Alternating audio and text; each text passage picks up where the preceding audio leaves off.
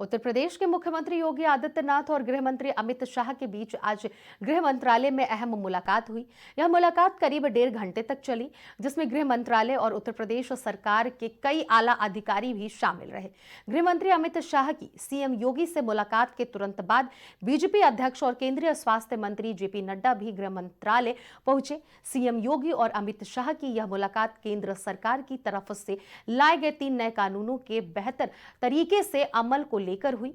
इससे पहले गृह मंत्री अमित शाह उत्तराखंड मुख्यमंत्री और हरियाणा मुख्यमंत्री से भी बात कर चुके हैं। अब इसी को लेकर ही उत्तर प्रदेश के मुख्यमंत्री के साथ भी चर्चा की गई है। गौरतलब है कि इस साल की शुरुआत में गृह मंत्रालय ने सारे राज्यों और केंद्र शासित प्रदेशों को चिट्ठी लिखी थी कि 3 नए कानून का बेहतर ढंग से पालन किया जाए और उनको अपने प्रदेश में ज्यादा से ज्यादा प्रभावी बनाया जाए। इसके अलावा बैठक के दौरान सीएम योगी की ओर से गृह मंत्री को कुंभ आयोजन के बारे में भी जानकारी दी गई है।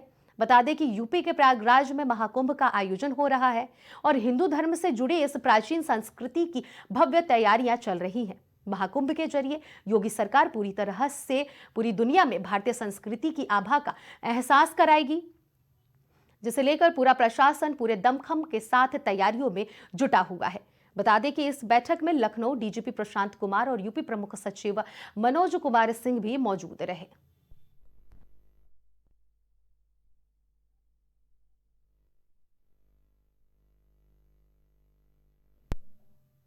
तिब्बत में आए भूकंप ने कई लोगों की जान ले ली है और कई लोग गंभीर रूप से घायल भी हो गए हैं। तिब्बत में तबाही मचाने वाले इस भूकंप के बारे में चीन ने बताया कि ये पूरा भूकंप 10 किलोमीटर की गहराई पर आया और इसकी तीव्रता 6.8 दर्ज की गई। लेकिन इसी बीच यूनाइटेड स्टेट्स जियोलॉजिकल सर्वे के रिक्टर पैमाने पर भूकंप की तीव्रता 7.1 बताई गई है। बताया जा रहा है कि 3 घंटों के अंदर 50 बार धरती कांपी और तिब्बत में आए इस भूकंप के झटके भारत, बांग्लादेश, नेपाल और ईरान में भी महसूस किए गए। वैसे तो भूकंप को कुदरत का कहर यानी कि नेचुरल डिजास्टर कहा जाता है, लेकिन भूकंप की तीव्रता का गलत आंकड़ा देना चीन की मंशा पर सवाल खड़ा करता है। बता दें कि तिब्बत में आए भूकंप के पीछे चीन भी हो सकता है, ऐसी आशंका जताई जा रही है। आपको ये भी हम बता दें कि कई विशेषज्ञों का मानना है कि पहाड़ों के लगातार विस्तार करने पर अगर कोई अड़ंगा लगता है तो इससे एक बड़ी आपदा आने का खतरा बन जाता है। इसीलिए कई बड़े देश नेचर के ज्यादा विपरीत नहीं जाते हैं, लेकिन चीन अपने विकास का ढोल पीटने के लिए इन क्षेत्रों को भी नहीं छोड़ रहा है।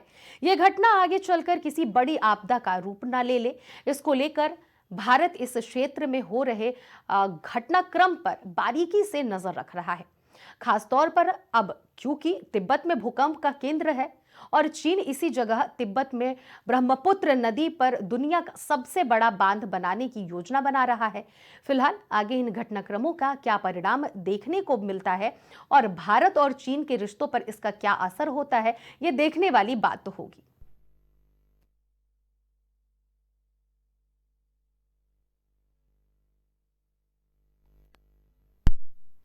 कनाडा के प्रधानमंत्री जस्टिन ट्रूडो के इस्तीफे के बाद उनके 10 साल पुरानी सत्ता का अंत हो गया। जस्टिन ट्रूडो के इस्तीफे की वजह बताई जा रही है कि सरकार के प्रति बढ़ते असंतोष के कारण उन्होंने पद छोड़ने का फैसला लिया है। आपको बता दें कि ट्रूडो के अलावा कनाडा के वित्त मंत्री भी इस्तीफा दे चुके हैं। ऐसे में कनाडा की राजनीति में अस्थिरता बढ़ने के आसार नजर आ रहे हैं।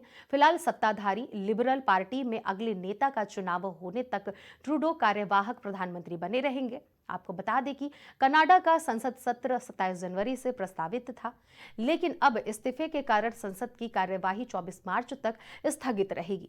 आशा यही है कि 24 मार्च तक लिबरल पार्टी अपने नए नेता का चुनाव कर लेगी, लेकिन सियासी उथल-पुथल के बीच यह स्पष्ट नहीं हुआ है कि कनाडा में आम चुनाव कब कराए जाएंगे। जस्टिन ट्रूडो के इस्तीफे के बाद डोनाल्ड ट्रंप एक बार फिर सुर्खियों में आ गए हैं। बता दें कि अमेरिकी इलेक्शन जीतने के बाद डोनाल्ड ट्रंप ने कई बार ये बयान भी दिया है कि वो कनाडा को अमेरिका के 51वें राज्य के रूप में शामिल कर सकते हैं, जिसके राज्यपाल जस्टिन ट्रूडो होंगे। फिलहाल जस्टिन ट्रूडो के इस्तीफे के पीछे की मुख्य वजह क्या है? क्या ट्रंप को बयानों की वजह से उन्होंने इस्तीफा दिया या वजह कोई और है, ये कह पाना बेहद ही मुश्किल है। आने वाला वक्त ही बताएगा कि उनके इस्तीफे के पीछे की वजह क्या है और कनाडा की राजनीति का भविष्य क्या होने वाला है।